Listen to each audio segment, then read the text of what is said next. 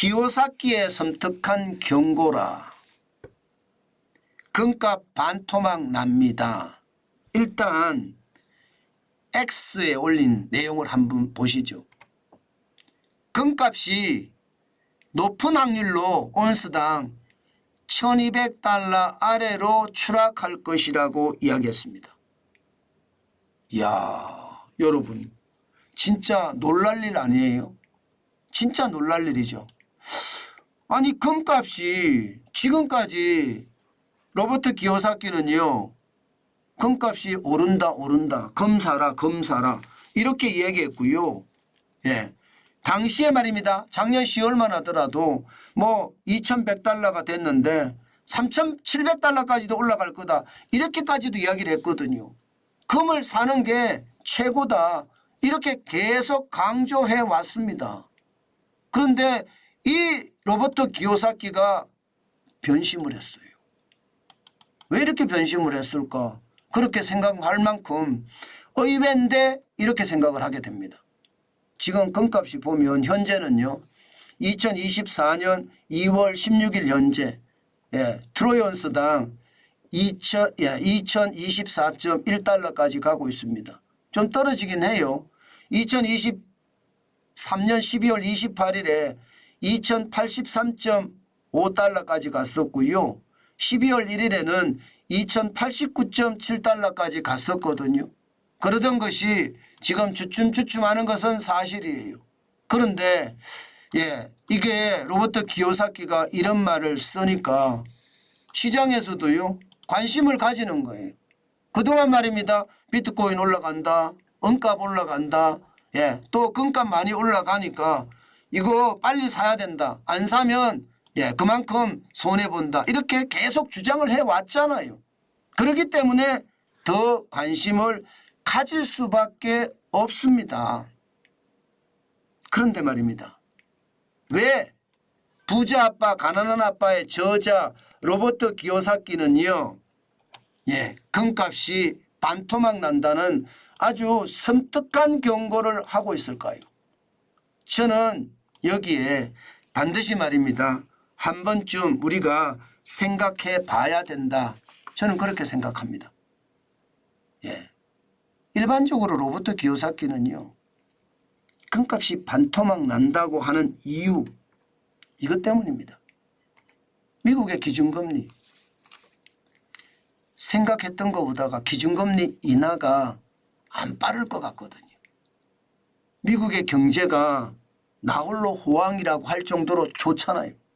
그러니까 금값 기준금리 자체가 뭐 3월에 인하한다? 아니야. 게다가 뭐 5월에 인하한다? 아닐 수도 있어. 6월에 인하한다? 아닐 수도 있어. 이제 9월에 인하한다가 대세로 자꾸 자리 잡아가니까 금에 대한 강세론 자체를 철회했다. 저는 그런 생각이 듭니다. 이건 말입니다. 우리 한 번씩 생각해 봐야 돼요. 왜냐하면 금에 대한 것은 늘 위기가 왔을 때 이게 금이 떨어졌다가 다시 올라가거든요. 금값이라는 게 경제 위기 때 금 하면서 금을 많이 삽니다. 경제 위기 때. 그러니까 경제가 좋아지면 금값이 떨어지는 거예요. 그래서 경제 위기 때는 금값이 올라갑니다. 그런데 지금 로버트 기요사키가 금값이 떨어진다, 반토막 난다 이렇게 이야기하는 것을 보면 시장이 어떻게 된다고 생각을 한다는 뜻이에요. 이게 결국은 경기가 좋다는 것을 인정했다는 뜻도 됩니다. 과연 그게 맞을지는 우리가 생각을 해봐야 돼요. 여러분, 로버트 기요사키는 잘 틀리기도 해요. 그렇기 때문에 완벽하게 다 믿을 수는 없습니다. 완벽하게. 사실 말입니다. 로버트 기요사키가 이야기한 거 비트코인은 정확히 맞아 떨어졌잖아요. 비트코인 자체가 2023년 1월 1일에 16,618달러였던 것이 지금 2월 16일 현재 52,134.2달러예요. 1년 2개월 만에 213.7%, 35,515.5.8달러가 올라 35,515.8달러가 올랐습니다. 이것은 로버트 기요사키가 지금까지 이야기한 것 중에 정확히 맞았고요. 게다가 앞으로 반감기가 이제 2024년 4월이에요. 그럼 반감기 지나면 비트코인의 공급이 시장이 그만큼 줄어든다고 하니까 이게 비트코인은 더 올라갈 수가 있어요. 시장의 채굴한 신규 채굴에서 공급하는 공급 물량이 줄어들기 때문에 공급이 줄면 가격은 올라간다고 했잖아요. 게다가 미국의 ETF에서 자금이 계속 몰리고 있거든요. 현물 비트코인 ETF에 자금이 몰리니까 자금을 몰린다는 건 수요가 늘어난다는 뜻이 신규에 대한 어떤 공급은 줄고요. 수요는 더 늘고 그러면 가격은 올라간다. 뭐 이거는 기본적으로 나올 수 있는 생각입니다. 그런데 로버트 기요사키 이야기를 그대로 빌리면 지금 상황이 얼마나 최악인지를 저는 읽혀지거든요. 왜 최악이냐.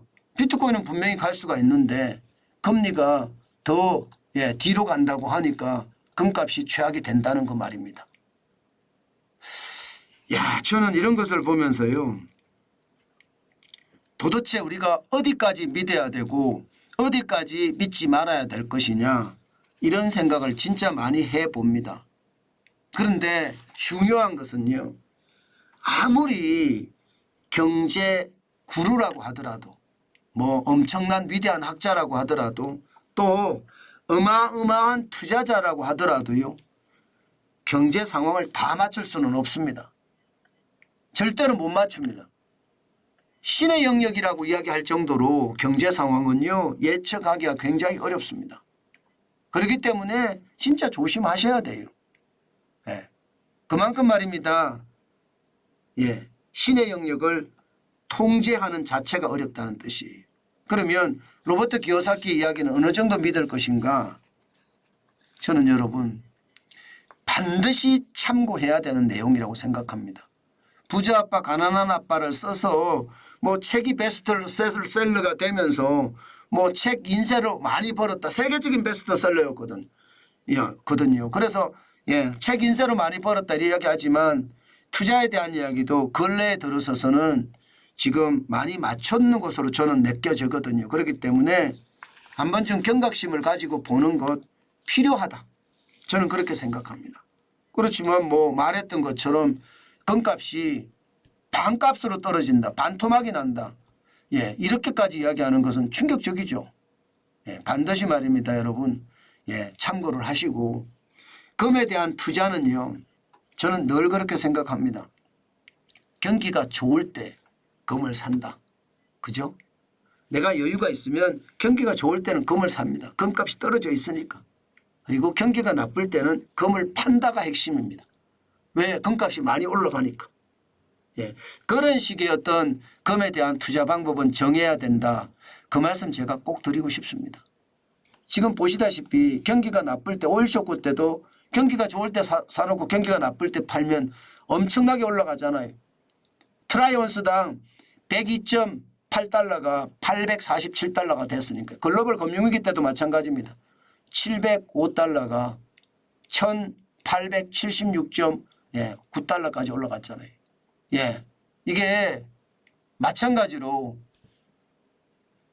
코로나19의 위기 때도 마찬가지입니다.